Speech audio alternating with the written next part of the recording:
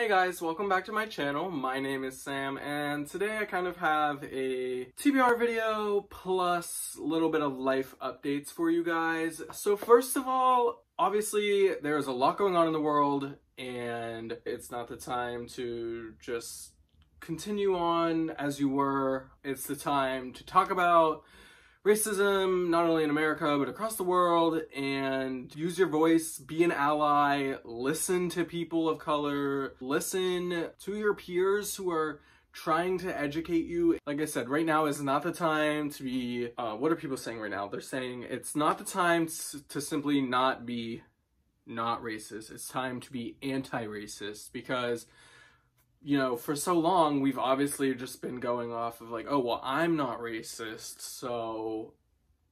But no, that's not enough anymore. People are fed up. Go out, sign petitions, donate, do whatever you can, vote. Literally, it's just do what you can to be a good person and help others become good people, hopefully. Help educate others, help educate yourself. So, with that, it's June 8th now. I never did my May TBR, so here we are, gonna be doing my May TBR, but second, I redid my bookshelves, and I'm super pleased with them, which I apologize in advance because this is my TBR video, and I do own a lot of the books that I read, but I don't want to take them off my shelf right now because it's too beautiful, and it's too fresh that I don't want to, like, destroy something and then get really sad.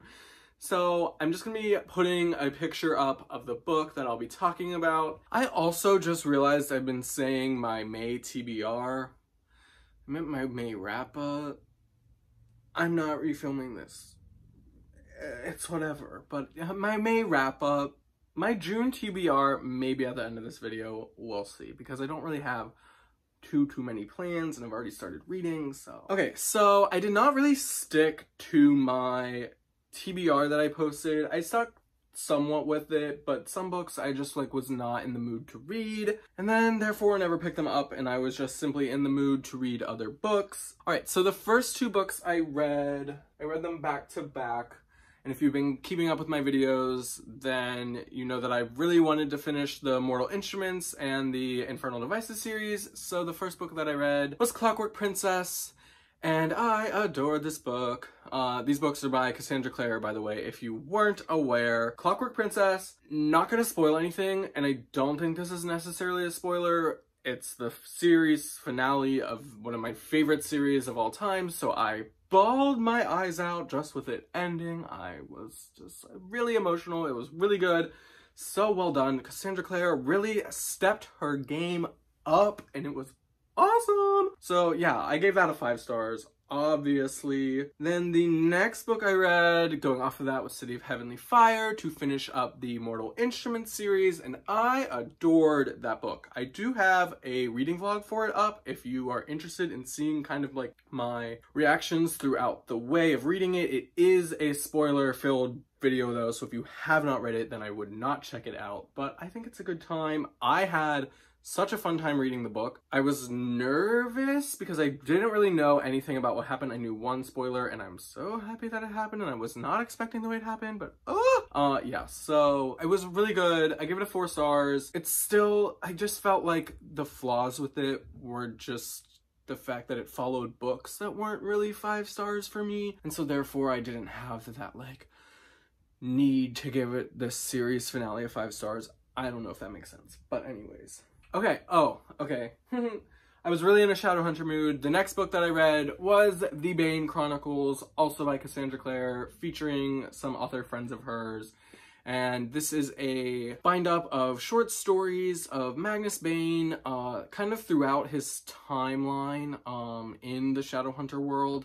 And I actually gave this book, I believe, a 4 stars. Okay, I gave it a 3 stars, but like a good 3 stars, not like a ooh. I feel like a lot of people kind of hate on this book, and going into it, I was kind of nervous because like people give it a lot of hate, but I really enjoyed it. Like, there were certain stories where I was like, meh, but there were other stories where I was like, oh my gosh, I adore this. So I gave it a 3 stars just because some of them were better than others, but there were some where I was like, oh, I'm into it. May was a big month for, and this whole year is a big year for kind of nostalgic books making a comeback. So obviously I reread the Hunger Games trilogy. This is the first time I've reread them since reading them for the first time. I've definitely reread the first two before, but I think this is my first reread of Mockingjay. I loved this series the second time, third time, fourth time, whatever it was around. It was really nice to read it as an adult. I did end up giving the first two, I believe, 4 or 5 stars, and then the last one a 3-star, which is not really surprising because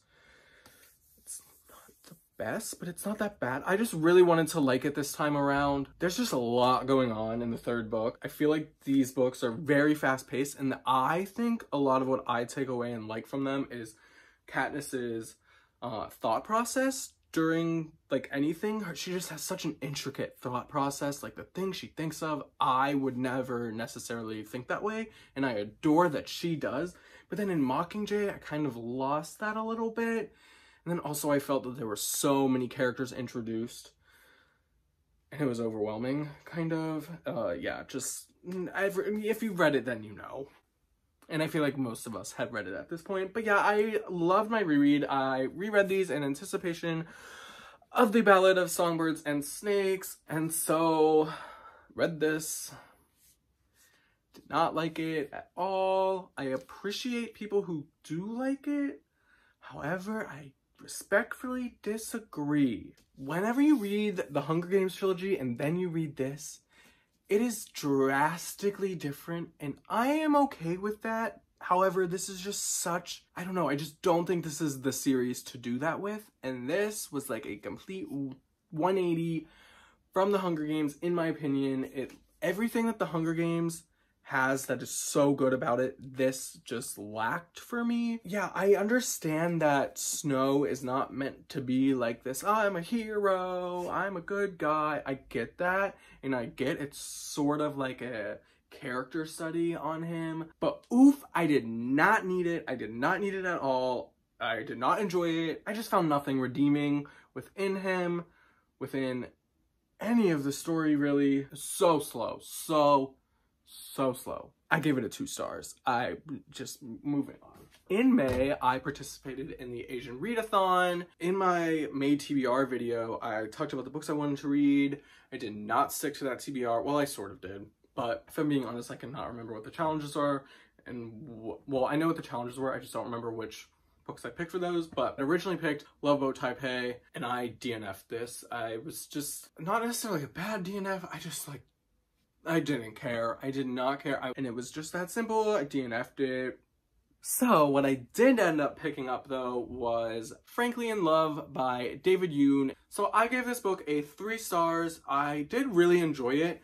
I just felt that the first half of the book, there's like a twist, but then it becomes like a completely different book in my opinion. Like you don't necessarily see it coming. And it's not that it doesn't make sense, it just becomes a completely different book than what I was expecting. Also, the ending was sort of, well, it was definitely sort of rushed, but also some of the things that were being said, I was like, what? I did enjoy it. I did love Frank Lee as a character. I loved the racial dynamics brought up within it. And I thought it was kind of necessary in that regard. But overall, I enjoyed the book. It did have its faults. So 3 stars, but I enjoyed it. And then the next book also grab Monstrous Volume 1 by Marjorie Liu. I really enjoyed this. So this has been recommended by Brittany over at Brittany the Bibliophile like a lot. She loves this series and I finally found it for a really good price. Very enjoyable. There are really cute cats in this. If you don't know me, I am a sucker for cats. Love cats.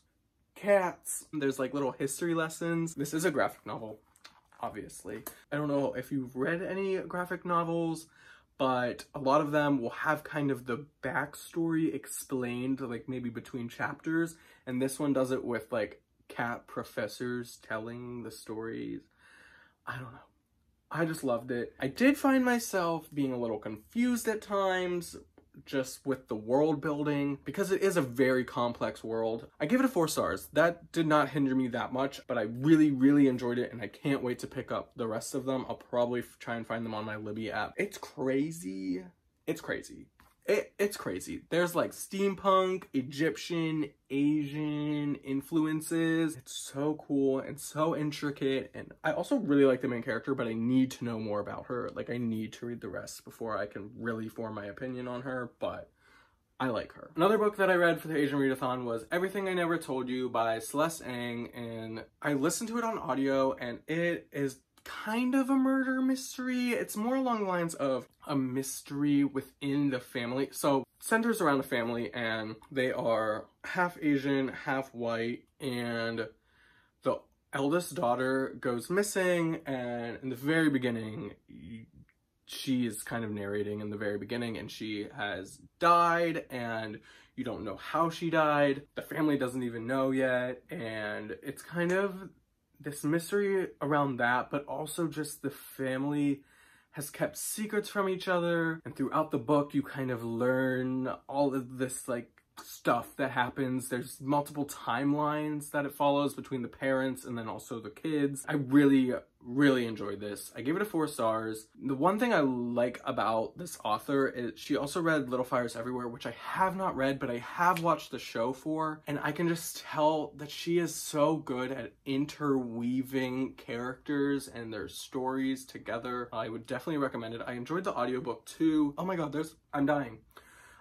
Okay, but I would love to see this adapted into a miniseries like Little Fires Everywhere, because I just think it would work really well in the same exact regard. The final book that I read for the Asian Readathon was a reread for me, and it kind of came out of nowhere because I had DNF'd 2 other books. And so I was like, you know what? It's just time for me to reread To All the Boys I've Loved Before by Jenny Han. I love this book. It was a 5 stars, I think, again, for me. Yeah, there's not much to say. I just adore Lara Jean. She's like this goody two-shoes, but she's not a goody two-shoes, and she's like this perfectionist, but she's also sometimes not a perfectionist, and I just think she's so cool in that regard. Like, she's so interesting because you kind of have these like expectations based on what she does, and then she'll go around and do something and you're like, oh my gosh, Lara Jean, I had no idea you would do that, and then she does, and you're like, oh, such a cool character. I love her.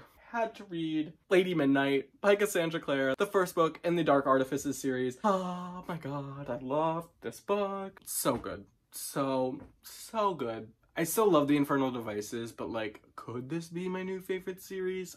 I don't know. It was the first book I tabbed to, which I think helped my love for it a lot. I have no words for how much I adored this book. It was an easy 5 stars. I need to read Lord of Shadows.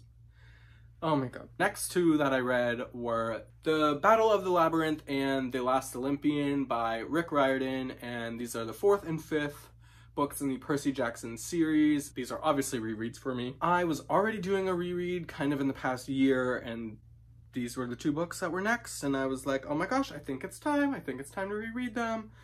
And I did, and I had a really good time. So I gave The Battle of the Labyrinth 4 stars, and I gave The Last Olympian 5 stars. I also like forgot a lot of the plot twists.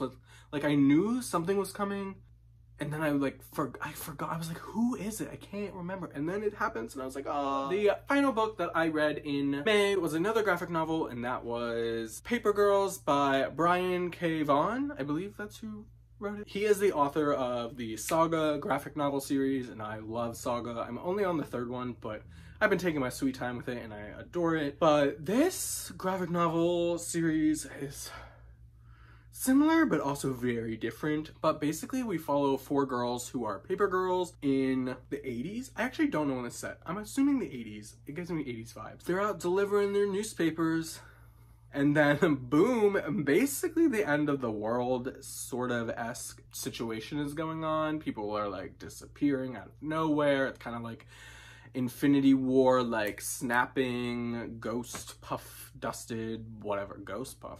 Kind of like dusted. They kind of get caught up in the middle of it. I gave it a 4 stars. There's one character who she is sort of homophobic, at least in the first one, and I'm not sure how I feel about that, because I get it, it happens, and you can include it, and especially, I guess, for the sign of the times, but like, something she said, I was like, can you not? Like, why are you like this? Yeah, overall, I really enjoyed it, and I do want to continue with the series. So I had a pretty good reading month. I basically either gave books 5 stars, a few 4 stars that were basically 5 stars, and then a few 3 stars, but the 3 stars were like good 3 stars. And then there was the Hunger Games prequel, which I'm never going to talk about again. Check out the description bar, educate yourself, hopefully, participate, be a good ally. I hope you guys have a good day, evening, night, wherever it is that you are, and I'll see you guys in my next one. You made me feel good. I like it.